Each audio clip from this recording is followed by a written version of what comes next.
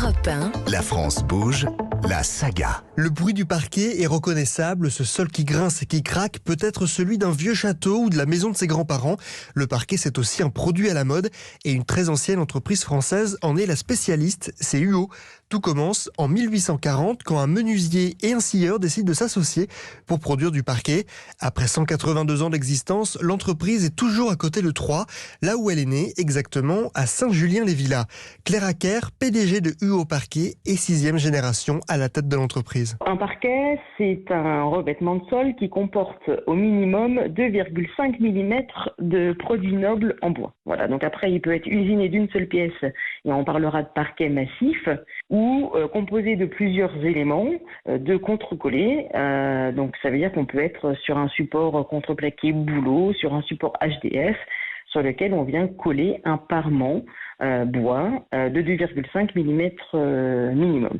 Historiquement, UO est un spécialiste de la fabrication du parquet massif, mais la gamme s'est diversifiée dans les années 80-90 pour répondre aux attentes des consommateurs et du marché. C'est vraiment l'épaisseur qui a toujours guidé la définition des parquets. Et la dernière innovation de UO, il y a maintenant une petite dizaine d'années, c'est un parquet de 10 mm, donc fin, spécial pour la rénovation, massif et fini usine. Voilà, donc ça c'est une prouesse technique qui a été réalisée sur les 10 dernières années, qui a permis d'aller sur ce marché de la rénovation quand le marché du neuf était un petit peu en souffrance et qui permet aujourd'hui d'apporter une réponse économique et écologique à une conjoncture qu'on connaît un petit peu plus complexe. Et l'entreprise a même innové avec un parquet ultra résistant qui a fait le tour du monde. Une innovation qui s'appelait le densifié à une époque. On peut dire que UO a voyagé dans toutes les grandes capitales européennes et mondiales puisqu'on avait un parquet qui était résistant au trafic. On pouvait laisser tomber une boule de pétanque dessus sans avoir de point d'impact et c'est comme ça qu'on se retrouve dans des aéroports comme Séoul, comme Helsinki,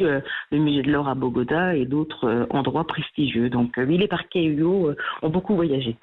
UO Parquet a frôlé la liquidation judiciaire en 2010, mais l'entreprise qui compte une cinquantaine de salariés s'est relevée et aujourd'hui on peut dire qu'elle se porte bien. Contre toute attente, parce que c'est vrai que quand j'ai présenté le dossier à la barre du tribunal, il n'y a pas grand monde qui aurait mis un billet sur le redressement de l'entreprise, mais on a des clients historiques qui ont été extrêmement fidèles à l'écoute et qui nous ont vraiment soutenus et qui nous ont laissé le temps de nous accompagner, de nous retourner pour continuer d'avoir des produits de qualité plus de 10 ans après à proposer à leurs propres clients.